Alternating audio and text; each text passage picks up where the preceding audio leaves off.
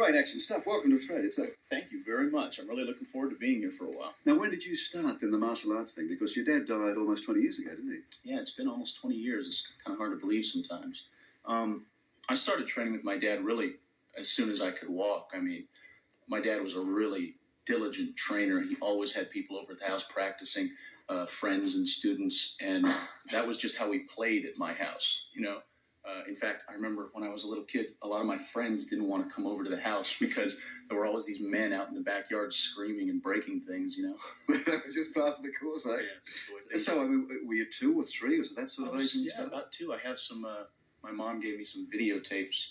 You know, some old black and white Super 8 things transferred to video of me when I'm just a tiny little kid working out with my dad. So it was a good time. Did you go formally? I mean, your dad used to make the point he didn't have, when they said, what degree of Kung Fu had he attained? He said, the belt doesn't matter. What was the line he had about? He used to say that we use belts for holding up our pants. That's right. And then whether it's black or green, it doesn't matter. But did you actually do it formally? Are you a black belt plus? Or? I went on to train after my dad's death with his protege. So it was a real nice line to follow for me, you know, because I went on to continue training with the guy who was his senior student. And yeah, we don't have belts, but I mean, I think it's fair to say I'm the equivalent of a black belt because we have phases, and I've progressed through those phases in my training. And your dad used to, his particular style was the amalgamation of 23 different martial art forms, plus American boxing and wrestling and so on that he picked up. So in that sense, it's a East and West mix. Absolutely. I have his books at home with all of his underlining and his notes in them, and it's fascinating to see where he drew his sources from, you know, from what sources he drew. He's got books on Western fencing at home that he would use, on boxing.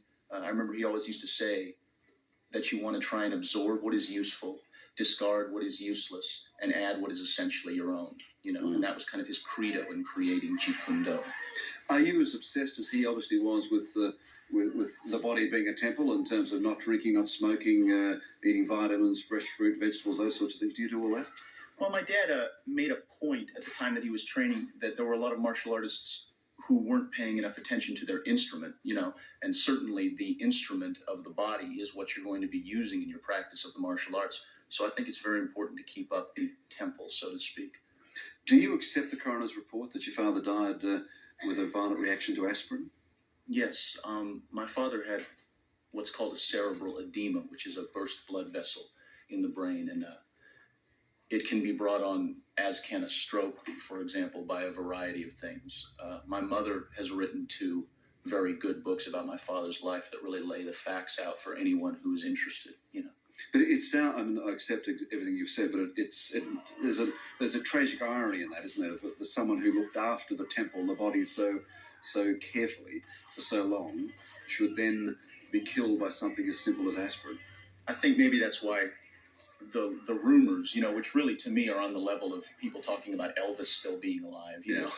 Yeah. I think that's perhaps why so many of those rumors sprung up. He was only 32, you know. What's the craziest of those? I mean, certainly reports that he'd been killed by secret Chinese gangs that... I really, honestly, you don't name keep it. up with them. But you name it, it's been said about him, hasn't it? All right, for you then, was it hard for you? You mentioned the fact that in your backyard, these men were screaming and shouting and, you know, going at each other. Was it as a kid at school? I mean, were you put upon? Did people try and take you on as they do Clint Eastwood? Or?